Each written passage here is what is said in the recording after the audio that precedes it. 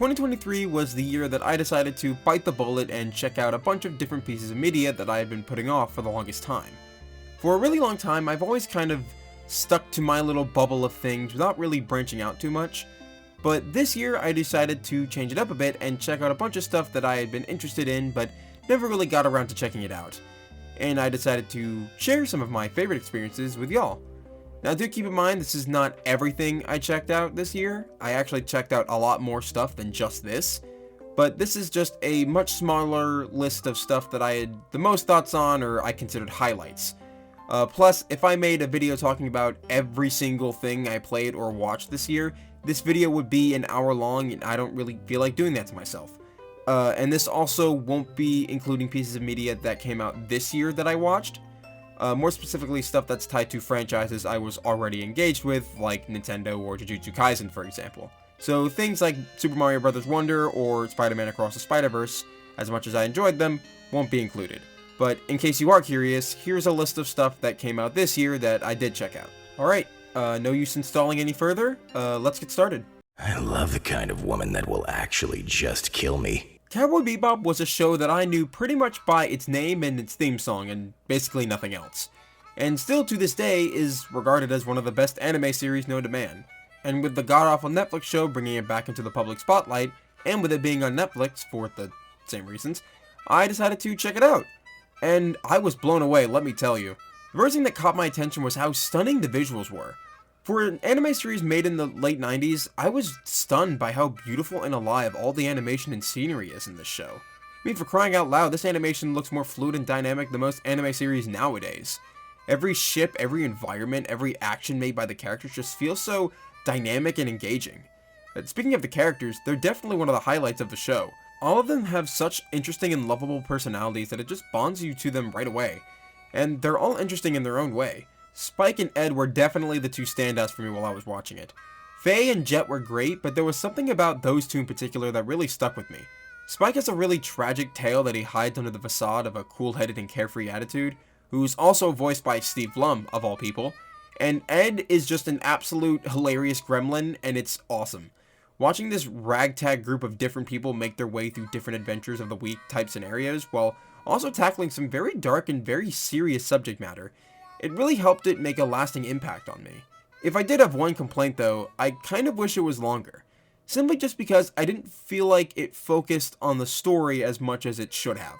Because when you get to the last few episodes, the plot just kind of starts flying at you really fast and you're just kind of like, oh, we're here all of a sudden? Alright. It's not the worst thing in the world and it's not nearly enough to say that it's a bad or a negative, but I still think it was worth mentioning because I do think it would have benefited from like maybe an extra season or so worth of like a story, like more story based. I also like how it doesn't waste any time establishing its world more than it needs to, because there's really not much elaboration that needs to be done. They establish it immediately as a space western and they just trust that the audience is smart enough to understand that. Sure, they establish some broader concepts about the world and its society and history, but overall they just kind of let it be what it is without trying to overcomplicate it, which I greatly appreciate. A lot of stories now try to like overcomplicate their worlds and try to establish more than really needs to be said, so I appreciate that this story took a much more simpler approach. Cowboy Bebop is definitely a show that, while it does have its underlying themes and dark story beats, is such an incredibly simple and enjoyable ride that I would recommend it to anyone. It's such a simple ride and has a lot of enjoyable aspects about it that make it enough for anyone to latch onto and enjoy. It's a show that'll make you laugh, make you cry, and definitely have you enjoying every bit of it beginning to end. Highly recommend this one to anyone who hasn't seen it. When I first met you, I thought you were weird and annoying. And you are. If there was one show in this entire list of things that I watched this year that I wish I could have grown up on, it would be Teen Titans. What an absolutely great cartoon. This is absolutely one of, if not the best superhero cartoon ever put on television. It perfectly balances levity and seriousness and knows when to lean into one or the other, and all of the characters are well established and really well developed. You really get the impression that the 5 main characters are more than just a team, they're a group of close friends, and I think that really helps sell the relationships, especially later on in the series. They're all really likable too, except for Beast Boy, he was kind of hit or miss for me. And as someone whose favorite DC character of all time is Nightwing, it was honestly really nice to see a really good adaptation of this character's younger self. and it might honestly be one of my favorite show interpretations of the Dick Grayson character. I also gained a new appreciation for the other characters, especially Cyborg and Starfire. Beforehand, I only knew them by name and what little comics or whatever shows or movies they were in, but after watching this show start to finish, they were a genuine joy to watch and are now some of my favorite DC characters ever. Another thing I appreciated was how little they reference Batman and other outside Justice League media and characters. There are a few references every now and then, but they get less and less frequent, especially as the show goes on. It makes things feel more refreshing since they're not drowning you in an overload of characters like another certain teen DC superhero show. Though it does kind of make you wonder where the Justice League was when DC's equivalent of Satan was attacking Jump City, but whatever. If I were to have one complaint, it would probably be the fact that Starfire doesn't really get her own arc to be her own character. She's not underdeveloped by any means, but in a show with 5 seasons and 4 of them are dedicated to one Titan in particular, I kind of wish we got another season before the final dedicated to Starfire as the focus. The episodes that are about her are great, but maybe they could have stretched out that Blackfire plotline into a season-long thing or something. But I'm not complaining about what we got, I just figured that maybe she could have had more. You can just tell that a lot of love and passion went into this show to make it great, and I'm so glad that it holds up even to this day. The final episode is also very strange. Like, I get the message that they're trying to tell in, like, things change sometimes, and it's trying to teach its young audience that not everything can stay the same, which I do think is a important and good message to teach to kids, but it seems like a weird way to end the show in its entirety, since it would get a movie continuation not too long after, followed by an aggressively less than mediocre reboot. But regardless of all that, this was definitely one of my favorite things that I watched this year, and I highly recommend it if you're a fan of DC or just superheroes in general. And yes, now seeing this show, the reality of Teen Titans Go, just makes me even more frustrated and sad. I will never understand how everyone else is just an over-exaggerated characterization of themselves, and Robin is just a loud, obnoxious control freak that's the butt of every joke even when he doesn't deserve it. Like, just why? So, I'm not sure if this counts entirely since I didn't watch all of this show, just a lot of it, but I felt like it would be funny to include it since I watched so much Kitchen Nightmares this year, and I feel like it's a weird combination between the various anime and games that I watched. But anyway, earlier this year, I was visiting some family and had a few hours to kill, so me and my brothers browsed the TV channels before stumbling across the holy one and only Kitchen Nightmares. And I figured, hey, it's Gordon Ramsay, I like Gordon Ramsay, why not? And we immediately got hooked. This show is such a hilarious and enjoyable watch. A lot of the appeal just comes from Gordon Ramsay himself, and just how straightforward and blunt he is with a lot of the stuff he says to people around him. He doesn't sugarcoat things. He gives it to you straight, and if you don't like it, that's not his problem, and I think that is hilarious. And let me tell you, you get to see a lot of that in this show.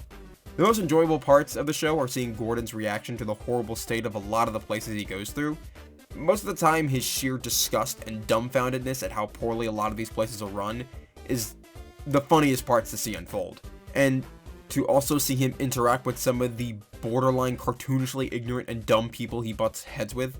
I know it's reality TV, so there's a fraction of it that's probably over-exaggerated for the sake of the screen, but even still, some of these people have to be, like, at least mostly genuine, right?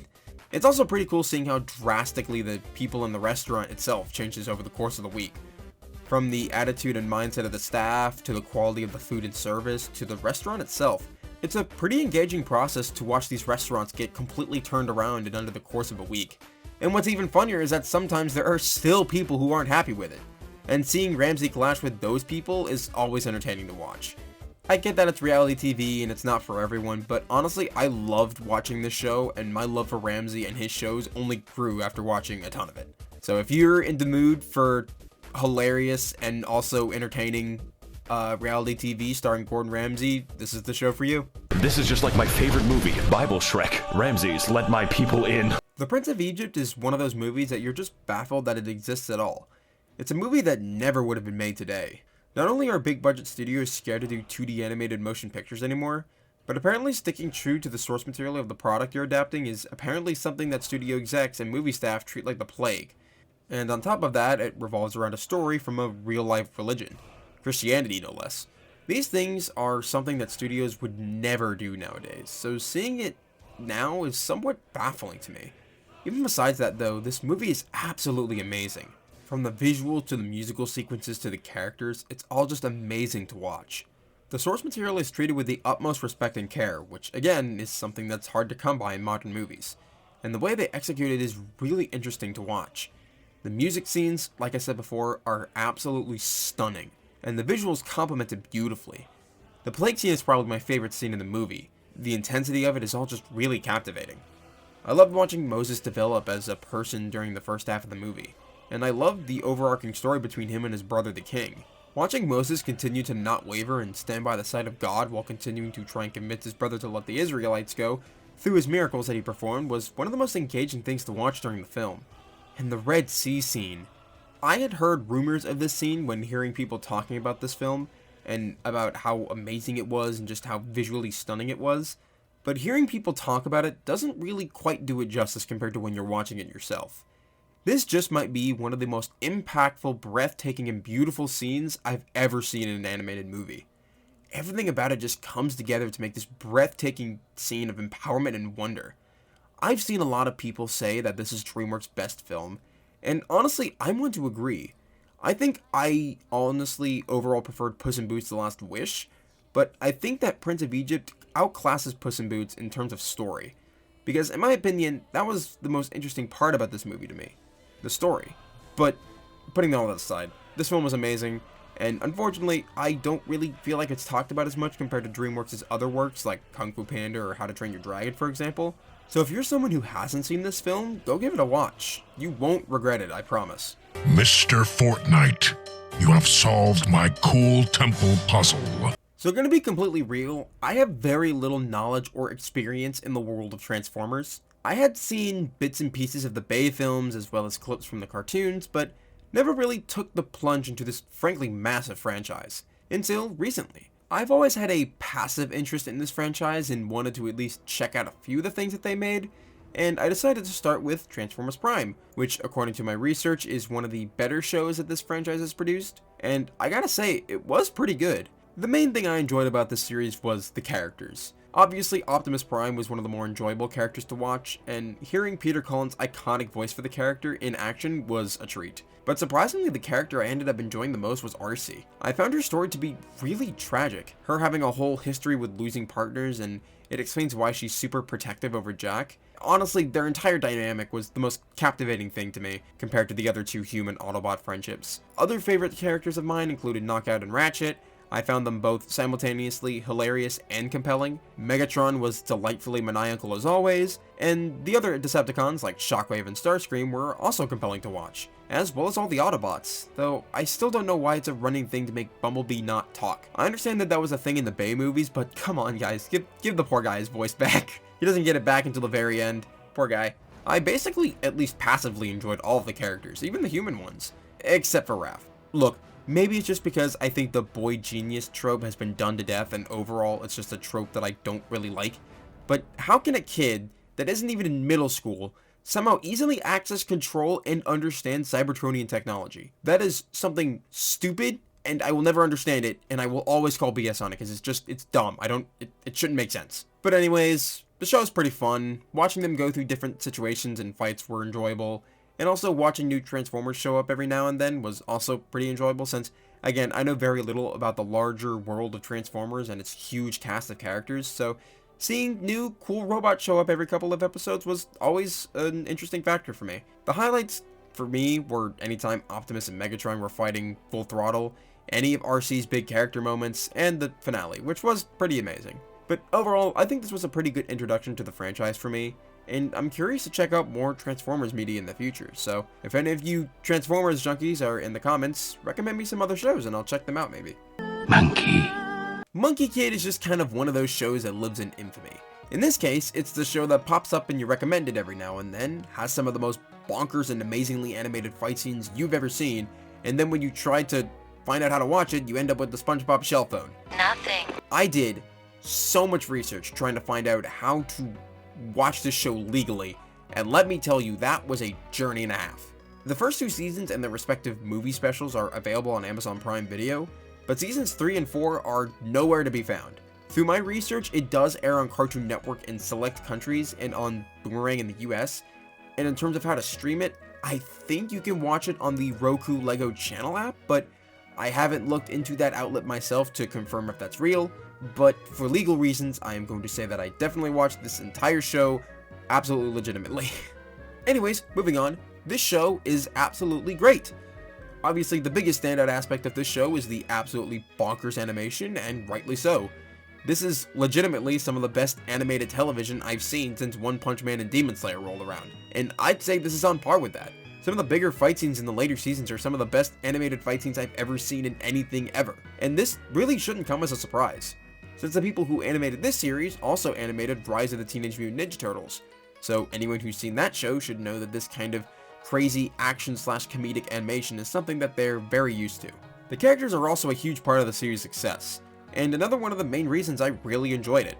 The main character, MK, does unfortunately start out as your generic hero's journey protagonist in a kid's show, and that he's a total douche. Throughout most of the first 2 seasons, he remains relatively tame, but there are some episodes where he's just an outright mean and jerk of a person for some reason. Thankfully, he gets better as the show transitions from an episodic to serialized format in terms of the plot, and the show begins to tackle more serious subject matter. MK as a character really gets his best revelations during the most recent seasons, but I want to refrain from touching on that too much since I don't want to spoil too much for anyone who would want to watch it. Besides just MK, all the other main side characters and even some of the minor characters are a joy to watch. The main hero group all consist of great characters with entertaining personalities, Sandy being my favorite for obvious reasons. Other characters like Wukong and Macaque being my favorite characters in the series, period. The Lady Bone Demon is a terrifying villain in presence. DBK going from villain to more of an anti-hero is a pretty interesting watch, even though it mostly goes on in the background. Red Sun's development is also pretty enjoyable, even though he's kind of just Zuko, but again. And all of these characters are sold even more by what is probably the second most baffling thing about this show, aside from the animation, the casting.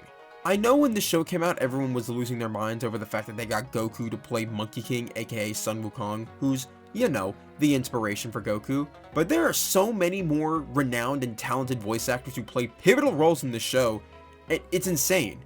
We got Jack Desana, Stephanie Sheh, Dave B. Mitchell, Patrick States, Sean Schemmel, Billy Kometz, Kyle McCarley, Steve Blum, yep, he's back, Johnny Young Bosch, and Christopher Sabat. It's honestly baffling to me that this show was able to stay afloat, because not only do they have the budget for this insane animation, but they also have enough of a remaining budget to hire all of the high-end and accomplished actors. This is just one of those shows that you just gotta see to believe, because not only are the animation and voice acting really good, so is everything else about it. The story, the characters, the underlying themes and development of said characters, there's a lot of substance here. It's not just a hodgepodge of popular tropes thrown into quirky characters with barely any substance or intrigue, and it's just trying to hook Gen Z on a hollow show disguising itself as something deeper like another certain show that came out this year. There's a lot here to actually enjoy, both on a surface level and on a deeper story level. So if you're at all interested and you're able to track this show down, check it out, because this was genuinely one of my favorite things I checked out this year, and I would honestly recommend it to anyone.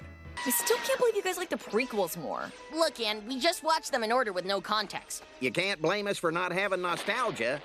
Amphibia was one of the few things I watched this year that lived up to the hype fully, and restored my faith that maybe good Western cartoons can still exist.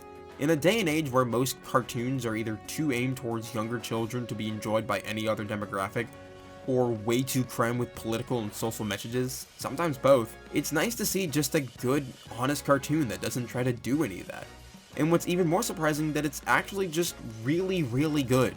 Amphibia is an amazing show that I think should be watched by everyone, especially those of you who are still going through middle and high school. There's a lot of good messages during this show about friends and friend groups, dealing with change and coming of age, and I think that's the most compelling part about it for me. The journeys that each of these 3 human girls go on throughout the course of the show are so captivating, and what really made the show for me. Aside from the comedy, of course, because wow, this show is hilarious. The story is also really interesting.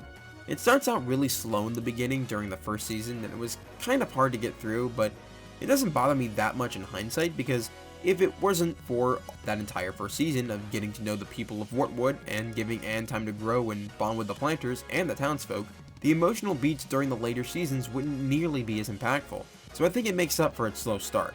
The overarching plot, as we slowly learn more and more about the troubled past of the kingdom, and slowly learning more about the evil plot of the villains was really interesting and captivating to watch unfold, as well as the mystery behind the blocks that brought the 3 girls to Amphibia in the first place. There's a lot about this show that really makes it stand out, and I think it deserves a place among the rest of the classic cartoons of its type like Gravity Falls, Adventure Time, and so on. While I do love this show a lot, it does have a few things that I did take issue with. For one, and this might be a hot take, I wasn't a big fan of Sprig. He was kind of a hit or miss for me. He just kind of came off as an annoying younger brother character sometimes, and not in a good way. He has his moments, but throughout most of the show my feeling towards him were either neutral or negative. And also, and this is the bigger thing for me, and we'll be going into early spoilers, I wish that they spent a little more time on the conflict between Anne and Hop Hop during Season 2. They set up this inevitable betrayal of trust pretty early with Hop Hop hiding the music box and planning to leave it there pretty early on in the show. And we're expecting this to go pretty bad later on, and it does. Anne learns that Hop Hop had hid the box from her and she gets super mad and she leaves. Then they have to reconcile briefly to save Sprig and Polly. Anne agrees to stay with them just to get home, and after that, that's about where the tension ends. Yeah, it continues into the next episode, but after that it's reconciled pretty easily. One might say too easily. I was looking forward to a more extensive recovery to that friendship and trust. I understand that this is a cartoon and not rooted entirely in reality, but betrayals like that can ruin relationships. And for me, seeing that conflict and tension being resolved in 2 episodes felt kind of cheap and in my opinion was not nearly explored upon as much. And of course, it's not the worst thing in the world and it doesn't exactly ruin the show for me, far from it really, but it would be kind of dishonest to me to not mention that. But in short, this is a great show and probably one of the best Western cartoons I've ever seen. Still not close to Phineas and Ferb, but it's definitely close. And I can definitely see myself rewatching it in the future. And that's coming from someone that doesn't really rewatch stuff that often. You need an actual charm to pick up your own money. Hollow Knight is an interesting one because this was the first Metroidvania that I was really going to commit to. Much like most things I watched/played this year, I had heard good things about it, specifically from a friend of mine, who's a big fan of this game. And since I had heard a lot of good things about it from him and just in general, I decided to bite the bullet and give it a go. And what an experience it was. The atmosphere of this game is what really gets to me. I don't know what it is about the setting of a kingdom that used to be the pinnacle of civilization now laid to ruin due to the mistakes of its own higher-ups and inhabitants that works for me, but it just does. It never doesn't work on me. I found it similar to Elden Ring in that way, where it was interesting to explore these different parts of the world and slowly uncover bits and pieces of the lore and backstory. It keeps the game interesting and gives you an incentive to explore more of these different sections and find more hidden thingies. Not saying that all levels are created equally, I never want to go in Deep Nest again, but most of them are at least enjoyable to explore. The game's also pretty difficult, which is kind of the reputation it's gained.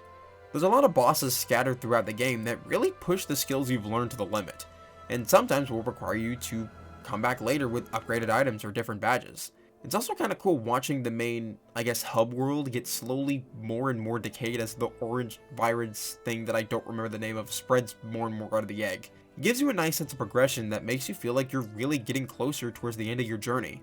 A lot of the enjoyment I got from the game just came from fighting the different bosses and exploring certain areas. I'm not that big of an open world guy, I've played a few in my time like Breath of the Wild and Elden Ring, but it's not exactly a genre that I openly seek out. And while this isn't exactly an open world game per se, I still got the same vibe with how big some of these areas were and how much there was to explore. And a lot of the bosses are very enjoyable from a visual and difficulty standpoint. Most of them feel very fair and don't really feel like you died from some BS. A lot of it just depends on your own skills in the game, and if you can't beat it, then that's on you. Very Soulsborne-esque. For you bigger Hollow Knight fans who are curious as to how much I did, I got the first 2 endings, the normal ending where you kill the final boss normally, and the second ending where you fight, Moth God, which in my opinion might be one of the best final bosses I've ever seen in a video game, both from a difficulty and execution standpoint. The introduction for Absolute Radiance was just, no pun intended, absolutely just amazing, and gave me very Final Fantasy vibes for some reason.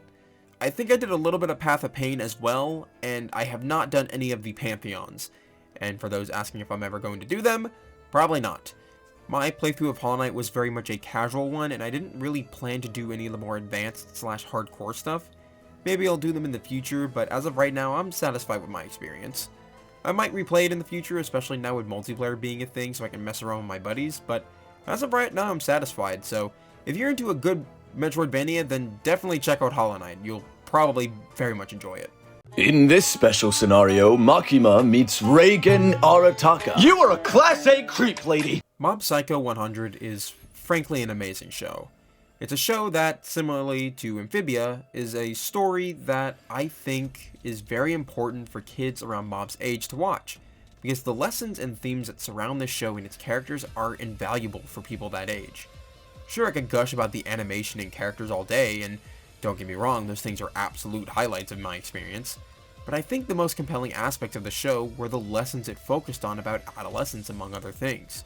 It's a story about finding your passions, coming of age, not taking your special gifts for granted or letting those gifts define who we are, and using those things that make us special to help the people around us rather than use them to make ourselves look better.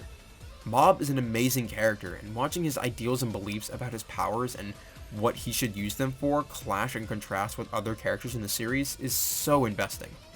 He never wavers in his ideals despite what so many characters tell him. He never falters on what he believes in. And the way that characters like Tetsu and Toichiro react to him are the most compelling parts of the story for me. And obviously there's Reagan, who, well, what do you even want me to say? It's Reagan. He's one of the funniest, charismatic, and most animated characters I've seen in anime, and completely carries any scene that he's in. And the journey of his own that he goes on is amazing in and of itself, and its conclusion genuinely brought tears to my eyes. Oh yeah, by the way, this, alongside Amphibia and Cowboy Bebop, are one of the few things I checked out this year that actively made me cry. So if that's not an indication of their quality, then I don't know what is. I think someone has daddy issues. I do not have daddy issues! I am a special fucking boy! Ultrakill is one of those games that you're just kind of baffled by its existence. Like, how could a game be so full of memes, having secret levels that lead you to a Crash Bandicoot and dating sim level, as well as a level where you can sacrifice a hamster to summon whatever this is, and still have a game with tight and responsive controls, interesting level and game design, and above all, a really freaking fun game experience. This game had really taken me by surprise this year because I had only seen it through the Maxor videos, and I saw it on sale one day and decided to pick it up, and boy howdy was I in for a ride. This game has such an interesting vibe to it. The gameplay is amazing and a real adrenaline rush. All the guns are fun to use, the levels are really interesting and all unique, the bosses are a perfect blend between challenging and fun, and overall the general vibe it gives off is amazing. Gabriel I found to be one of the most adrenaline-inducing bosses I've ever fought in a video game. It might be one of my favorite game bosses in general. And it's only really sold even more by Gianni's phenomenal voice performance. To which, when I heard him in the actual game, I was very much caught off guard because I didn't know he was the actual voice actor for the guy. So that was a funny surprise. I only thought he was him in the Maxor videos, but boy, I was wrong. I enjoy the different environments for each level of hell. Each of them felt very different and vibrant in their own way, and in a lot of cases, not what I would expect for the different layers of hell. Like, Wrath mostly takes place underwater and on the Titanic, Greed is just Egypt, Lust is Cyberpunk, which kind of makes sense, and Gluttony takes place inside some dude's stomach, which also makes more sense. I'm not complaining about these interesting choices, by the way, because honestly, it's a nice change of pace, and it makes the game more interesting. And the fact that this game is still not done, and still has a decent chunk of still in development, is honestly crazy and very exciting, because if it's going to be anywhere near as good as these first two chapters, then I can only imagine what the next few chapters are going to look like. I'm very excited to see what this game has left in store, and you will definitely find me talking about it more if I make another one of these videos, which I probably will.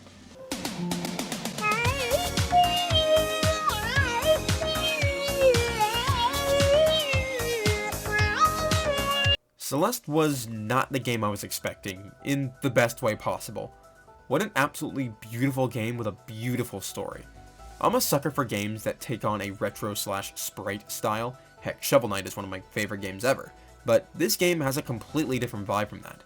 And the game looks beautiful. It also sounds beautiful too. I was not expecting for the OST to sound as amazing as it did, but here we are. The game's also very challenging, but also really freaking fun platforming. The ramps in difficulty feel natural and don't feel like massive unfair spikes.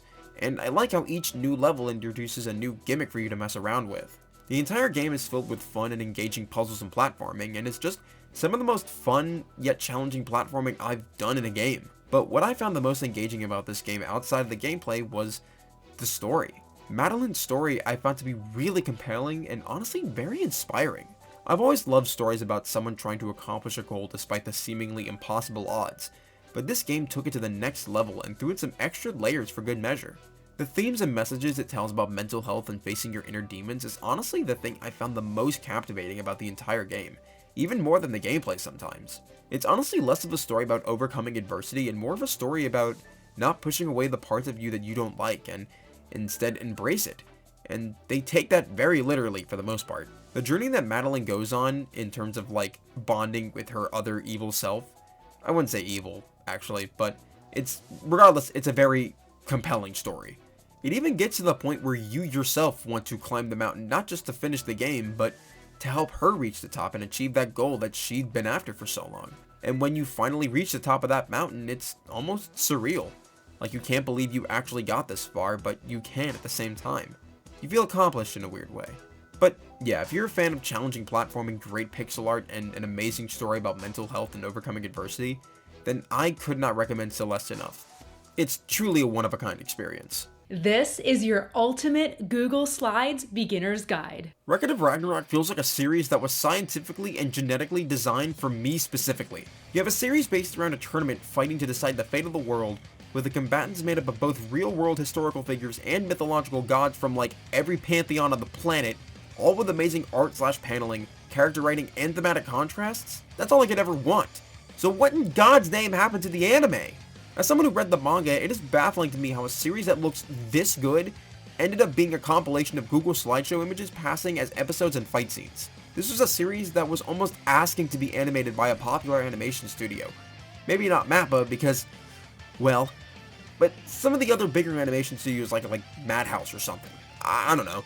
But to me, it just looks like Netflix grabbed an animation studio that was more accustomed with slice of life anime than action, and it really shows in the final product. It's just such a shame more than anything because I feel like this killed a lot of Ragnarok's initial public reputation. I think it's caught back up now that I believe Season 2 has stepped up the animation a bit, and a majority of folks have begun reading the manga like me, and let me tell you, it's a whole different experience. A lot of the action just flows a lot better in the manga compared to the anime. No 30-second long shots of characters swinging their weapons, we got competent paneling, amazing artwork, alongside with some great choreography. Though it's really the characters that make this series. Everyone from Adam to Kojiro to Poseidon to Jack the Ripper, all of these characters are full of personality, and watching them all partake in battles, not only in the case of a physical fight, but every time it's also a battle of ideals. And the one who emerges victorious in the physical also emerges victorious in the way of their beliefs. The theme of each fight is always pretty easily noticeable, but it's always very complex. Thor vs. Lu Bu is a battle between two warriors that became so strong that they got bored at the challenges around them, and proved to the gods that humans aren't also weak, and some can actually hold their own in a fight against a god. Zeus vs. Adam is the fight between the father of all gods and the father of all humans, and further follows up on that notion that Lu Bu set, that humans can not only hold their own, but match and even surpass the very gods, and that this entire tournament isn't completely hopeless, and humans actually stand a chance. And Kojiro vs. Poseidon brings the idea to its natural conclusion. The embodiment of self-improvement and working to better yourself versus the embodiment of perfection and godlyhood. And Kojiro's victory follows up on the impact that Adam left behind, that humans can surpass the gods and even kill them. It's a very captivating opening to the story, and while I haven't finished it, heck, I'm not really that far at all in the long run, I'm really looking forward to see where the series goes from here. And if it continues this momentum, it could very well become one of my favorite manga series ever. I haven't even gotten to Buddha yet, and people say he's amazing. And that about does it. Gonna be completely honest, when I set out on this journey to catch up on a bunch of media I missed out on, I wasn't expecting to find this many favorites on my journey. All from completely different corners of the internet as well. Everything from games to movies to shows, I found a lot of different stories that really spoke to me, and I'm really happy about that. And it's encouraged me to branch out and try even more things. And this isn't even everything that I watched this year. These are just the highlights / the things that I had the most to talk about. For those of you who are curious, here's a list of things that I also started this year, but either haven't entirely finished or just didn't really have a lot to say about it. So yeah, that was the very long list of media that I checked out this year, and honestly, I had a great time experiencing these new series. And I plan to look into many more this next year, and to make a video exactly like this at the end of this next coming year. Thank you guys so much for watching, and that's about it. I'll see you all later.